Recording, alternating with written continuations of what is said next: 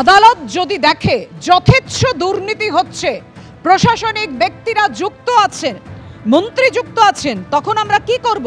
কিছুই করব না।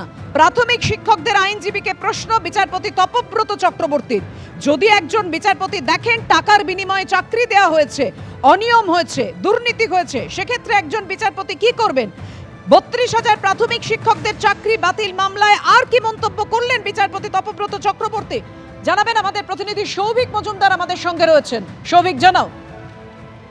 দেখো, তুমি জানো যে কলকাতা হাইকোর্টের মাননীয় বিচারপতি অর্থাৎ তৎকালীন বিচারপতি এবং বর্তমান বিজেপি সাংসদ অভিজিৎ গঙ্গোপাধ্যায়ের নির্দেশে এই ৩২,০০০ প্রাথমিক শিক্ষকের চাকরি বাতিল হয় এবং তারপরে এই মামলা সুপ্রিম কোর্ট থেকে ঘুরে ফের কলকাতা হাইকোর্টের ডিভিশন বেঞ্চে আসে এবং সেই মামলায় কিন্তু এখন বিচারপতি তপব্রত চক্রবর্তীর ডিভিশন বেঞ্চে বিচারাধীন। ফলে এই মামলার ক্ষেত্রে আজকে যারা প্রাথমিক শিক্ষকরা আছেন, যারা বিচারপতি অভিজিৎ গাঙ্গুলি যাদের চাকরি বাতিল করার নির্দেশ দিয়েছিলেন, সেই শিক্ষকদের আইনজীবীকে সওয়াল করছিলেন এবং সেই আইনজীবীদের উদ্দেশ্য করেই বিচারপতি তপব্রত চক্রবর্তীর মন্তব্য হচ্ছে যে একজন বিচারপতি তিনি যদি এটা দেখেন যে যথেচ্ছ দুর্নীতি হয়েছে, টাকার বিনিময়ে চাকরি দেওয়া হচ্ছে, অর্থাৎ টাকার বিনিময়ে চাকরি বিক্রি করা হয়েছে এবং এই ধরনের একটা দুর্নীতির সঙ্গে যে একাধিক প্রশাসনিক ব্যক্তিরা যুক্ত আছেন এবং সেখানে প্রাথমিক শিক্ষা পর্ষদের যারা কর্তারা রয়েছে সেই কর্তারা যুক্ত রয়েছেন,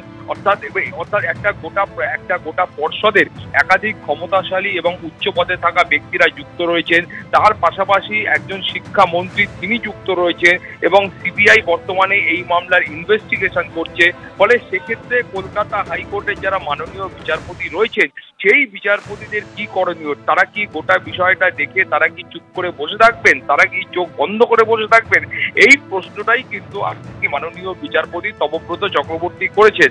তার কারণ তুমি জানো যে এই প্রাথমিক শিক্ষকদের আইনজীবীদের তরফ থেকে আজকে একেবারে শুরু থেকে অর্থাৎ দুপুর 2টো থেকে যখন শুনানি শুরু হয় সেই সময় থেকে বিকেল 4:30 পর্যন্ত এটাই বলবার চেষ্টা করা হয়েছিল যে পদ্ধতিতে সেই সময় তৎকালীন বিচারপতি এবং বর্তমান বিজেপি সাংসদ অভিজিৎ গঙ্গোপাধ্যায় তিনি এই বিচার প্রক্রিয়াকে সংগঠিত করেছিলেন, সেটা কিন্তু একেবারে আইন মেনে বা নিয়ম মেনে হয়নি। অর্থাৎ প্রচলিত যে আইন রয়েছে, আইন যেভাবে এগোয় বা বিচার প্রক্রিয়া যে পদ্ধতিতে এগোয় সেই পদ্ধতিতে এটা সংগঠিত হয়নি। তিনি একাধিক অনিয়মের কথা উল্লেখ করেছেন এবং সেখানে স্পষ্টত উল্লেখ করা হয়েছে যে এই যে অ্যাপটিটিউড টেস্ট নিয়ে কথা হচ্ছিল এবং সেক্ষেত্রে যেভাবে যারা অ্যাপটিটিউড টেস্ট নিয়েছেন এবং যারা অ্যাপটিটিউড টেস্ট দিয়েছেন এদেরকে জিজ্ঞাসাবাদ করা হয়েছে, জেরা করা হয়েছে, সেই পদ্ধতিটা নিয়ে তিনি প্রশ্ন তুলেছেন।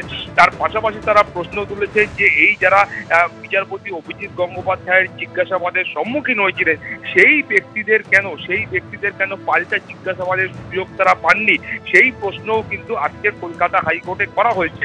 অর্থাৎ সব মিলিয়ে তুমি বুঝতে পারছো যে এই প্রাথমিক শিক্ষকদের পক্ষ থেকে যারা আইনজীবী ছিলেন তারা সিঙ্গেল বেঞ্চের তরফে যে পদ্ধতি অবলম্বন করা হয়েছিল বিচার প্রক্রিয়া সংগঠিত করার ক্ষেত্রে এবং যেভাবে এদের চাকরি অর্থাৎ ৩২,০০০ প্রাথমিক শিক্ষকের চাকরি বাতিল করা হয়েছিল সেই পদ্ধতিটা নিয়ে তারা প্রশ্ন তুলেছিলেন। ফলে সেই প্রশ্নের প্রেক্ষিতেই পাল্টা বিচারপতি তপব্রত চক্রবর্তীর এই যে পর্যবেক্ষণ বা এই যে প্রশ্ন সেটাও কিন্তু অত্যন্ত প্রাসঙ্গিক।